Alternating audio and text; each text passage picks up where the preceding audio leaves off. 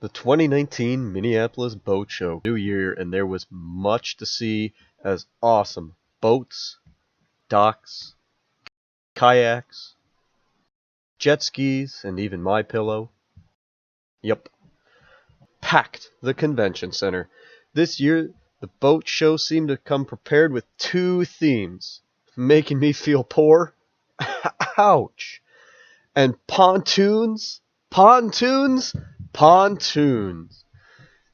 There were so many walkways with pontoons, I didn't know what to do with myself. Which pontoon first? Which pontoon was the most expensive? The biggest? The tallest? And were there actually any pontoons less than $150,000?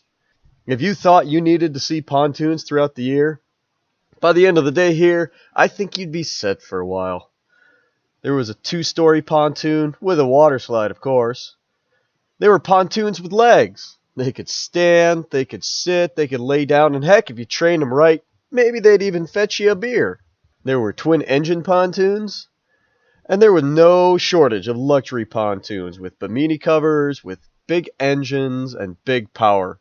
You look around the whole center and see tow bars, see great sound systems, and even wakeboard powers on these pontoons. Do you want to see what a double-wide pontoon is?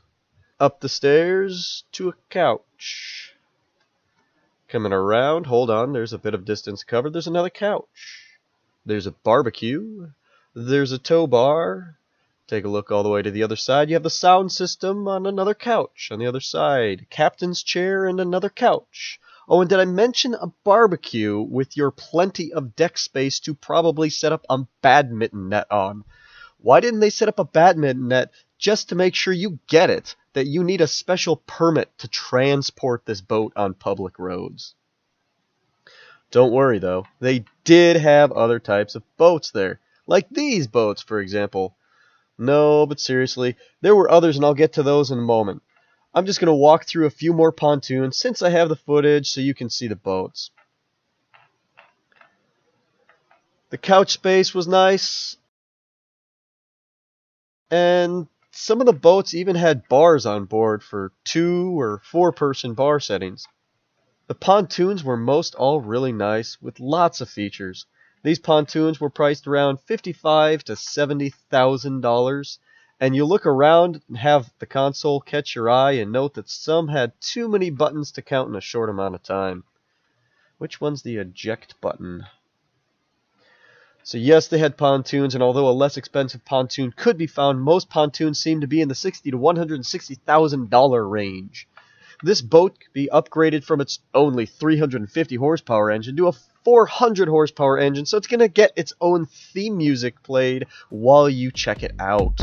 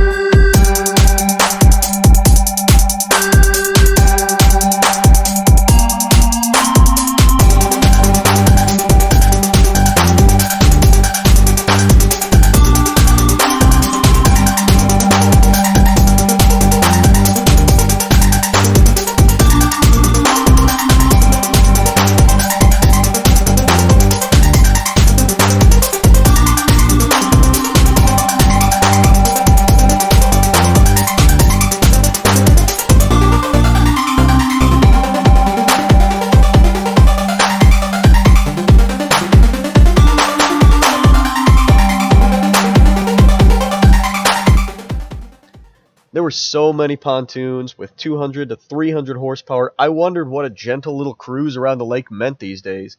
But it's time to take a look around and see what else the boat show has to offer. One of my favorites to look at are the fishing boats, with the gadgets, the gizmos, the radar, the sonar, the fish-seeking missiles. I typically can't get enough, but something about the 250 horsepower engine just didn't seem impressive anymore when pontoons can upgrade to a 400 horsepower package. Something just didn't hit on this trip for me, and the number of buttons and gadgets seemed unimpressive. Something about the selection just seemed kind of plain, and I couldn't really put my finger on what it was. There only seemed to be enough bass boats to count on my hands, but thankfully I did find one of my favorite boats, the Bass Tracker Aluminum. I can afford it one day, classic fishing rig. It was nice to see that Ranger wasn't the only competitor out there with the same style of boat, but both Lund and Ranger still came in about twice the price of the Bass Tracker. I'll take you through a couple more fishing boats before we move on to the next big thing. This here is a fishing ski, and you may notice up at the front of the boat, the dance floor is hot, with both moves and grooves going on in this boat. But it seems all the gear and stowage are a bit hidden. The fishing ski boats used to be on my hot list. The console seems fine. There's plenty of storage up in the deck space in front. Good seating, live wells, bait well even.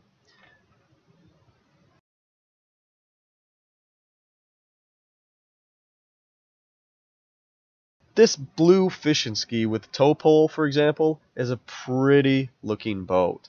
The fit and finish, the badges on the seats, it was all put together so well. But I've realized I wanted more practical boat for family needs, cutting costs from those pontoons with a deck boat. And they had one of my eye holders at the boat show this year, the Tahoe 1950, with the seating of a pontoon, the towing of a sport boat, and the deck space to move around well without feeling claustrophobic. It even has a nice big engine. Not sure why a silver lower unit, but back on board you've got captain's chairs and trolling motor up front for fishing. This is what I've been wanting all of you to share this YouTube video so I can get rich for boat show! Look at these old timey boats. That one looks old and timey too. This one looks like a spaceship. Crazy boat, you don't belong in space. What were you thinking? Very retro. But back at deck boats, I did have a new eye catcher get me intrigued about finding one half-priced a couple years old. I found out this model here is only new out last year, and I'll have to wait for prices to come to check.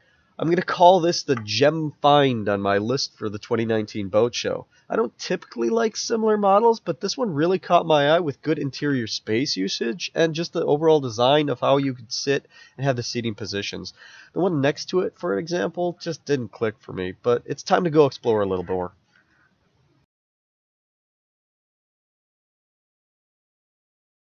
There were a couple rooms outside the main area with dock stuff to look at. There were a couple cars. There were engines to admire and video simulator games to play. One of the engines was 425 horsepower and may have stood 6 inches off the ground to be topped about 7 foot tall. This thing belonged on a pontoon. I'm just saying. The decking that looked like fake wood, it got me wondering. I wonder if it's powder-coated aluminum and how long it would last, because it did look really nice. I spent a little time looking it over. But there's so many boats and boat lifts to look at, I kept moving on. Did I mention the rafts?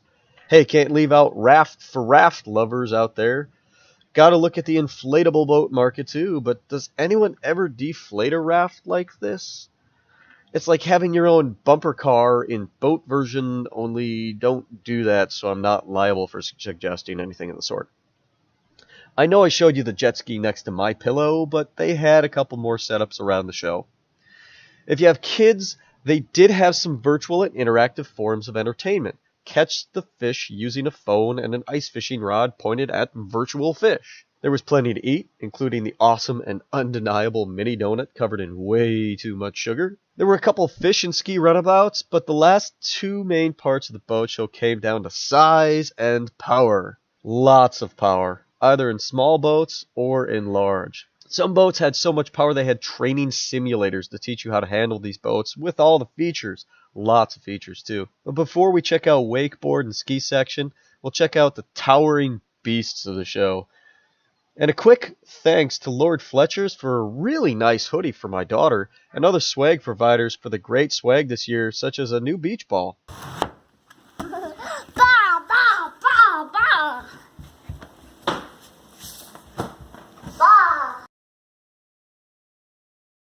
If you want to see the most expensive boats at the show, you're going to have to get in a line. And not even a really well-formed line, more of like a mob area. So be prepared to take off your shoes and wait to slow walk your way through a top deck to get up to a boat, to be on it, maybe not even get in it for a minute or two, but probably less. Can't say they're not nice boats, but they better know how to fetch a beer whenever I ask. Thanks for checking out the video. I'll leave you drooling over ski, wake, and surf, and have a great day.